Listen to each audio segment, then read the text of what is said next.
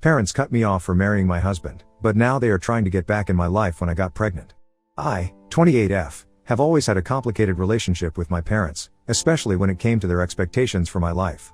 Growing up in a wealthy suburb, I was constantly compared to my older sister Amber, 30F. Amber excelled at everything she did, straight A's in school, and later, a successful lawyer at a prestigious firm in New York. I, on the other hand, was more of a free spirit. I did well enough in school but preferred art and literature to the sciences and math that my parents valued so highly. Our family comes from old money. My father, Richard, 60M, is a pretty rich dude, while my mother, Rose, 58F, comes from an equally wealthy family and spends most of her time involved in various charity organizations, more for the social aspect than actual philanthropy, if I'm being honest. They've always been obsessed with maintaining our social status and connections. From the moment I was born, my parents had my entire life planned out for me. I was supposed to go to an Ivy League school, preferably Harvard, like my father, major in business or law, marry someone from a good family, meaning equally wealthy and well-connected, and eventually take over the family business alongside Amber. But that's not the life I wanted for myself. I was always more interested in the arts. I loved painting, writing poetry, and exploring the city's museums. My parents viewed these interests as cute hobbies but nothing to build a career on. They pushed me into extracurricular activities they deemed more suitable, tennis lessons, and internships at my father's company during summer breaks. I went along with it all to keep the peace, but I never felt like I truly fit in with the world they wanted for me. When I got accepted into Brown University, my parents were disappointed it wasn't Harvard but decided it was acceptable enough. They hoped that surrounding me with the right kind of people would finally set me on the path they'd always thought for me. Little did they know, it would lead me to the person who would change my life forever. I met Chad, 29M, during my sophomore year of college. We quite literally ran into each other at the campus coffee shop. I was rushing to get to class and wasn't looking where I was going, and he was leaving with a tray full of coffees for his study group. The collision sent hot coffee flying everywhere, ruining both our clothes. Instead of being angry, Chad just laughed and said, "Well, I guess this is one way to break the ice." We ended up skipping our respective classes and spent hours talking. Chad was everything my parents would disapprove of, which made him even more appealing to me. He came from a working class background in a small town in Ohio. His father was a factory worker, and his mother was a waitress. Chad was attending Brown on a full scholarship and worked part-time jobs to support himself. He was studying to become a teacher, passionate about education and making a difference in kids' lives. From that first meeting, I knew Chad was something special. He was kind, funny, and incredibly hardworking. He had a way of making me feel seen and understood in a way no one ever had before. With Chad, I could be myself, not the polished, perfect daughter my parents wanted me to be, but the real me, with all my quirks and imperfections. We started dating, and for the first time in my life, I felt truly happy. Chad encouraged my art, pushed me to pursue my passions, and supported me in ways my family never had. When I told him about my dream of becoming a graphic designer, he didn't laugh or dismiss it like my parents had. Instead, he helped me research programs and internships. Of course, my parents hated him from the moment they met him. It was during Parents' Weekend in our junior year. I had been putting off introducing them, knowing it wouldn't go well, but I couldn't avoid it any longer. The meeting was a disaster from the start. My parents couldn't see past Chad's background. To them, he was just some poor boy trying to climb the social ladder by dating me. They constantly made snide remarks about his clothes, which weren't designer brands, his slight Midwestern accent, and his career choice. My mother kept asking him if he was sure he wanted to be just a teacher when there were so many other respectable professions out there. My father barely acknowledged Chad's presence, speaking only to me and making it clear he disapproved. It didn't matter to them that Chad treated me better than any of the trust fund boys they tried to set me up with. They were convinced he was only after our money and social status. When I tried to defend Chad, pointing out his scholarship and his work ethic, my father dismissively said, "Oh honey, don't be naive. Boys like that always have an angle." Despite my parents' disapproval, Chad and I continued dating throughout college. We supported each other through late-night study sessions, celebrated our achievements together, and talked about our dreams for the future. With Chad, I felt like I could be myself and pursue my own path, not the one my parents had laid out for me. After graduation, Chad proposed. It wasn't a grand, elaborate affair like my parents would have expected. We were on a weekend camping trip, something my parents would never understand the appeal of, sitting by the campfire under a sky full of stars. Chad turned to me and said, "I know I can't give you the life of luxury you grew up with, but I promise to love you and support you in everything you do. Will you marry me?" I said yes without hesitation. When we returned from our trip and I broke the news to my parents, all hell broke loose. My mother burst into tears, crying about how I was throwing my life away. My father's face turned an alarming shade of red as he ranted about how I was making the biggest mistake of my life. They told me I was being foolish and short-sighted. "Think about your future," my mother pleaded. How will you maintain the lifestyle you're accustomed to? What about your children? Don't you want to give them the best of everything? I tried to explain that Chad and I had talked about our future, that we had plans and were prepared for the problems ahead. But they wouldn't listen. To them, marrying Chad was tantamount to choosing a life of poverty and struggle. When I refused to break off the engagement, they gave me an ultimatum: either I end things with Chad, or they would cut me off completely. No more financial support, no trust fund, no inheritance, nothing. If you're so set on living like a commoner, then you can do it without our money, my father said. I was shocked by their reaction. I knew they wouldn't be thrilled, but I never expected them to go this far. In that moment, I realized that their love and support had always been conditional. As long as I did what they wanted and fit into their narrow view of success, I was their daughter. But the moment I chose my own path, they were willing to cast me aside. I chose Chad. We got married in a small ceremony with just a few close friends present. It was nothing like the lavish society wedding my parents had always thought for me, but it was perfect in its simplicity and sincerity. Amber didn't even show up to the wedding. She sided with our parents, telling me I was making a huge mistake. The day after my wedding, I received a cold, formal letter from my parents' lawyer. It informed me that I had been removed from their will and that Amber was now the sole heir to their fortune. It also stated that I was no longer welcome in the family home and that any future attempts to contact my parents would be dealt with legally. It hurt more than I could have imagined. Not because of the money, Chad and I were both working and managing just fine, but because my own family had chosen their outdated beliefs and social status over my happiness. The parents who had raised me, who I thought loved me unconditionally, had thrown me away because I didn't fit into their perfect mold.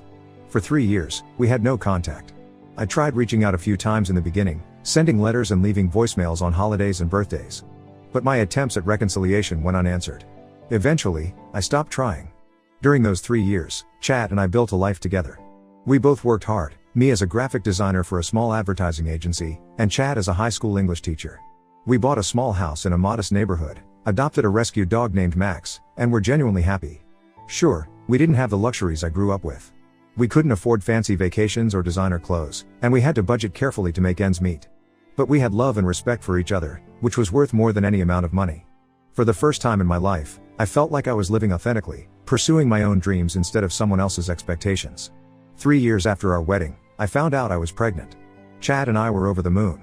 We hadn't been actively trying, but we both wanted kids and were excited to start this new chapter in our lives.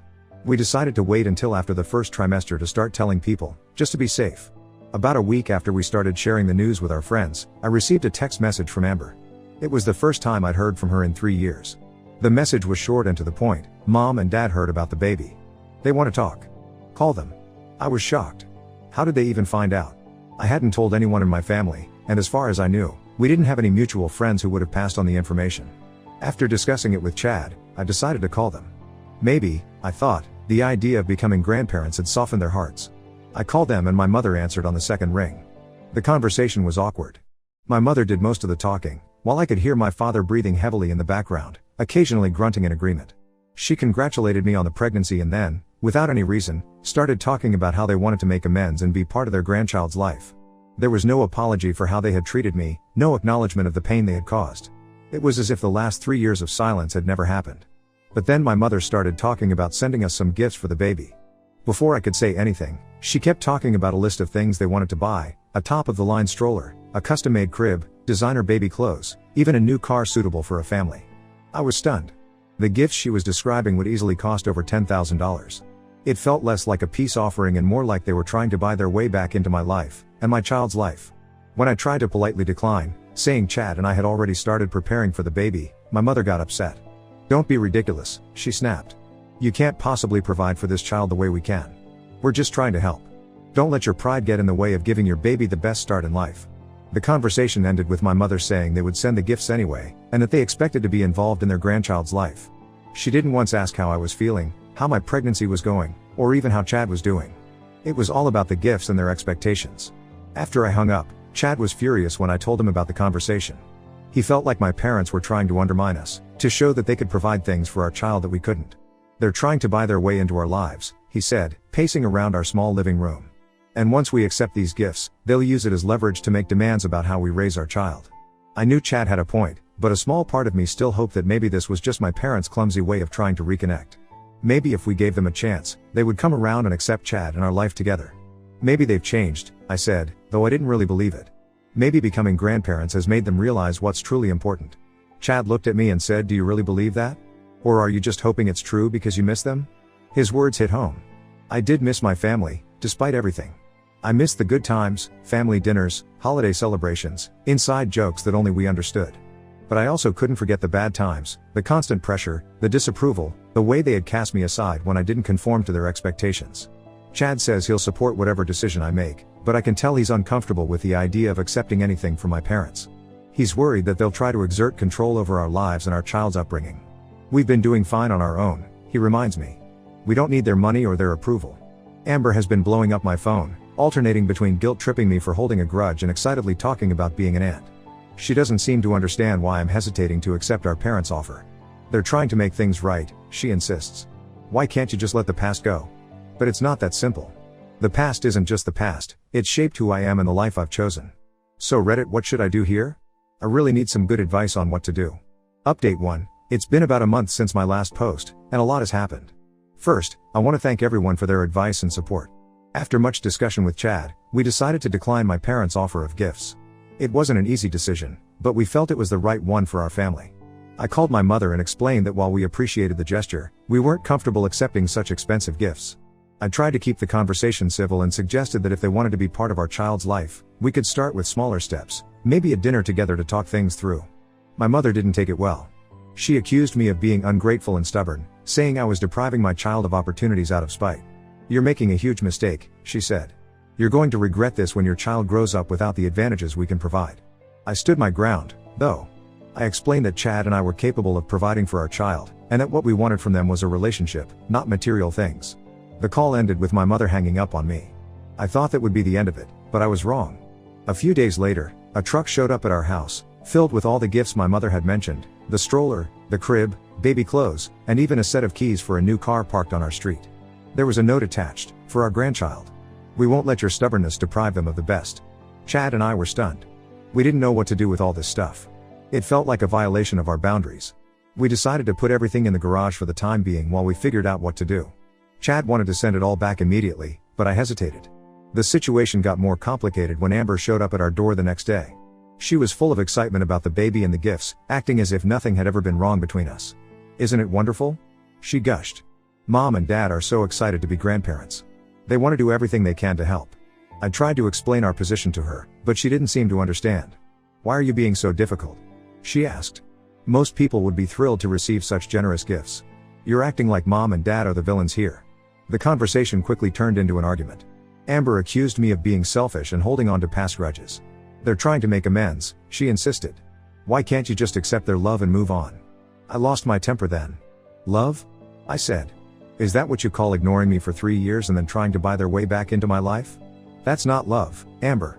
That's control. Amber left in a huff and puff, telling me I was making a huge mistake. You're going to push them away for good this time, she warned. And it'll be your fault when your child grows up without grandparents. To complicate matters further, word has gotten out to our extended family about the situation. I've been receiving calls and messages from aunts, uncles, and cousins, all urging me to reconcile with my parents. They're your parents, my Aunt Sharon said during one particularly frustrating call. Of course they want to spoil their grandchild. Why are you fighting this so hard? I tried to explain about the years of no contact, about how this felt less like a genuine attempt at reconciliation and more like an attempt to buy their way back into our lives. But it's hard to make people understand who haven't lived through it. Chad stood by my side, supporting my decisions while also offering a different perspective when needed. We don't need their money, he reminds me. We're doing fine on our own. Our child will have everything they need, love, support, and 2 parents who adore them. I'm now 16 weeks pregnant, and instead of enjoying this special time, I feel stressed and conflicted. The gifts are still sitting in our garage, a reminder of the decision we have to make. Chad wants to donate everything to a local women's shelter, but I'm hesitating. Once we do that, it feels like we're closing the door on any possibility of reconciliation. Amber keeps sending me pictures of baby clothes and nursery ideas, acting as if nothing is wrong. My parents haven't reached out directly since the gifts arrived, but I know they're waiting for a response. The pressure from family members continues, with new calls and messages every day. As my pregnancy progresses, I know we need to make a decision soon. We can't leave those gifts in the garage forever, and we need to start preparing for the baby's arrival. But every time I think I've made up my mind, I start second-guessing myself. Chad and I have talked about seeing a family counselor to help us navigate this situation. Maybe an outside perspective could help us find a way forward that we haven't thought of yet. For now, we're taking it one day at a time. I'm trying to focus on the positive aspects of my pregnancy and our life together, but the family drama is always there in the background. I just hope that whatever decision we make, it's the right one for our child. Final update, it's been 6 months since my last update, and I wanted to share the outcome of our situation. A lot has changed, and I've come to some difficult but necessary decisions. After weeks of agonizing over what to do, Chad and I decided to see a family counselor. We had several sessions, both together and individually, to work through our feelings about the situation with my parents. The counselor helped us gain clarity on our priorities and values, and how to set healthy boundaries. During this time, the pressure from my family intensified. My parents, apparently frustrated by our lack of response, started showing up at our house unannounced. They'd knock on the door for hours, calling out that they just wanted to talk. It was incredibly stressful, especially as my pregnancy progressed and I was dealing with the physical discomfort that came with it. Amber continued her campaign of guilt tripping, sending daily messages about how I was tearing the family apart. She even went as far as to threaten to cut me out of her life if I didn't reconcile with our parents. Even though we weren't really talking for the past few years. The turning point came when I was about 32 weeks pregnant. My parents showed up at my workplace, causing a scene in the lobby. They were demanding to see me, saying they had a right to be involved in their grandchild's life. My coworkers were uncomfortable, and my boss had to ask them to leave or he'd call the police.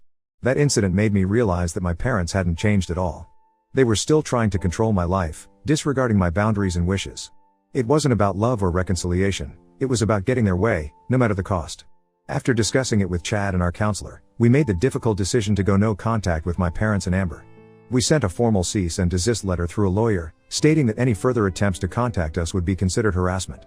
We donated all the baby gifts to a local women's shelter, as Chad had suggested months ago. It was hard to let go of them, but it felt like the right thing to do. We didn't want our child's life to start with strings attached. The day after we sent the letter, I blocked my parents and Amber on all platforms. It was one of the hardest things I've ever done, but also one of the most liberating. The constant stress and anxiety I'd been feeling started to lift almost immediately. Our daughter, Susan, was born 2 months ago. The birth was complicated, and there were moments when I wished I had my mother there. But Chad was amazing throughout the whole process, and we got through it together. These first few weeks of parenthood have been challenging but incredibly rewarding. Susan is perfect, and watching Chad with her makes me fall in love with him all over again. We may not have all the fancy things my parents wanted to give us, but we have love, and that's more than enough. Looking at Susan, I'm more certain than ever that we made the right choice. I want her to grow up in a home filled with love and respect, not constant judgment and attempts at control. I want her to know that her worth isn't tied to money or status, but to who she is as a person. Yes, she won't have the materialistic advantages my parents could have provided. But she'll have parents who love her unconditionally, who support her dreams whatever they may be. She'll grow up knowing that it's okay to set boundaries, to stand up for herself, and to choose her own path in life. This journey has been difficult, but I don't regret our decision. We're moving forward, focusing on our little family and the bright future ahead of us. Thank you to everyone who has supported us through this journey. Your advice and kind words have meant more than you know. Here's to new beginnings and choosing happiness, even when it's the harder path.